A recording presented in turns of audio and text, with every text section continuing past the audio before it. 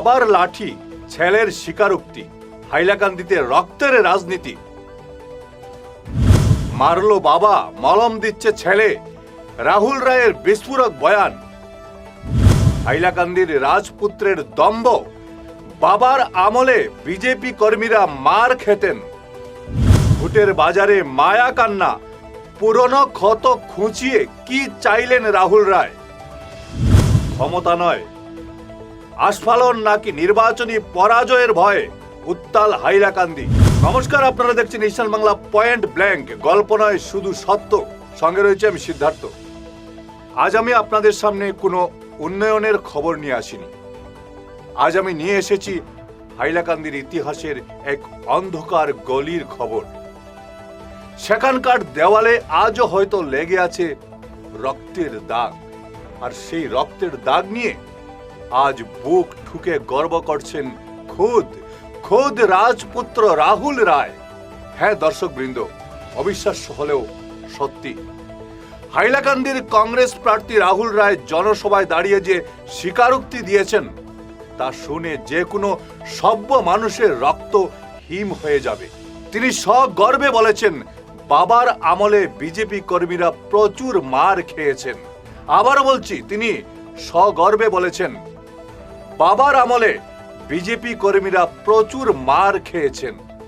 যারা অরিজিনাল, যারা বিজেপি, যারা খাটিয়া বিজেপি করছে, যারা আমার বাবার 30 বছর কংগ্রেস আমলে যারা মাইর খাইছে, আমি আবার কইলাম, গৌতম রায়ের মতো স্ট্রং ব্যক্তি যেখানে আসলা কংগ্রেসের, এখানে যারা বিজেপি করছেন তারা খুব কষ্ট করে তারা বিজেপি করছেন। আজকে যদি কোনো ফ্যাসিলিটি পাইতে হয়, যদি তারা পাইতে, আমি তারা আমার ধন্যবাদ জানাইলাম মনে। যদি টিকিট পাইতে হয়, যদি আজকে তারা পাইতে, আমি হাত তুলিয়া সমর্থন করলাম না, চলো যে পাইছে। আমার গৌতম রায়ের মতো ব্যক্তিরে সময় যারা বিজেপি করিয়া তারা আজকে টাফ ফাইট করিয়া যদি আজকে টিকিট পাইতো, আমি খুশি হইলাম। রাহুল রায় মশাই, আপনার সাহস তো কম নয়। আপনি জনসভায় দাঁড়িয়ে উন্নয়নের খতিয়ান দেবেন, নাকি আপনার বাবার জমানার গুন্ডারাজের ব্র্যান্ডিং করবেন? আপনি যখন বলেন বিজেপি কর্মীরা মার খেতেন, তখন কি আপনি আসলে হাইলাকান্দির মানুষকে মনে করিয়ে দিচ্ছেন যে আপনার ডিএনএতে আজও সেই লাঠির রাজনীতি মিশে আছে? আপনার এই বয়ান কি গণতন্ত্রের জয়গান, নাকি বিরোধী কণ্ঠস্বরকে পিষে মারার এক নগ্ন আস্ফুলন? আপনি কি ভোট চাইছেন, নাকি হাইলাকান্দির শান্তিকামী মানুষকে ভয় দেখাচ্ছেন? আপনি কি ভয় দেখাচ্ছেন যে আবার যদি আমরা আসি তবে সেই রক্তারক্তের ইতিহাস আবার ফিরে আসবে?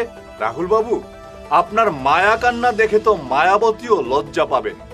আপনি বলছেন যেসব বিজেপি কর্মী মার খেয়েছিলেন তারা নাকি আজ বিজেপিতে অবহেলিত। বাহ বাহ, কি বিচিত্র এই দরদ আপনার।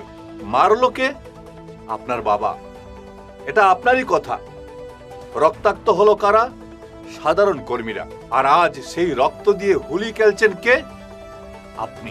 আপনি প্রথমে হাড় গুড় করিয়ে দেবেন আপনার বাবা, আর এখন ভোটের বাজারে সেই ভাঙ্গা হাড়ের ওপর মলম লাগাতে এসেছেন আপনি। এ কি রাজনীতি বলে রাহুল বাবু? এটা কি রাজনীতি বলে, নাকি একে বলে লাশের উপর দাঁড়িয়ে ক্ষমতার রুটি শেখা? হাইলাকান্দির মানুষ কি এতটাই বোকা যে আপনার এই দ্বিচারিতা বুঝতে পারবে না? এবার প্রশ্ন সরাসরি হাইলাকান্দির মা মাটি মানুষের কাছে। যে প্রার্থী প্রকাশ্যে স্বীকার করেন যে তাদের শাসনমলে বিরোধীদের ওপর বর্বরচিত হামলা হতো, সেই হিংসার উত্তরাধিকারকে কি আপনারা বিধানসভায় পাঠাবেন? রাহুল রায়ের এই বয়ান কি আসলে সেই সব মা বোনদের অপমান নয়, যাদের ঘরের মানুষরা একদিন রাজনৈতিক হিংসার শিকার হয়েছিলেন?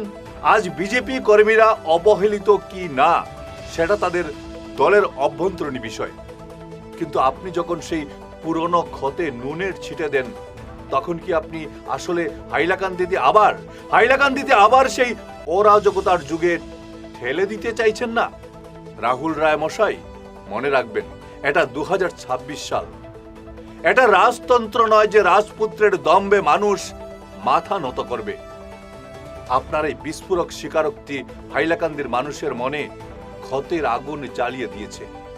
আপনি নিজে নিজের মুখোশ খুলে দিয়েছেন। বিজেপি কর্মীরা মার খেয়েছেন কি খাননি সেটা বড় কথা নয়। বড় কথা হলো আপনার মনে আজও সেই মার দাঙ্গা রাজনীতির নেশা কাটেনি। হাইলাকান্দি কি বদলা নেবে, নাকি এই দম্বের কাছে নতজানু হবে?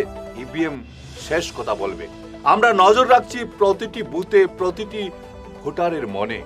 দেখতে থাকুন ঈশান বাংলা পয়েন্ট ব্ল্যাঙ্ক, রোজ দুবার সকাল ও বিকেলে। ধন্যবাদ।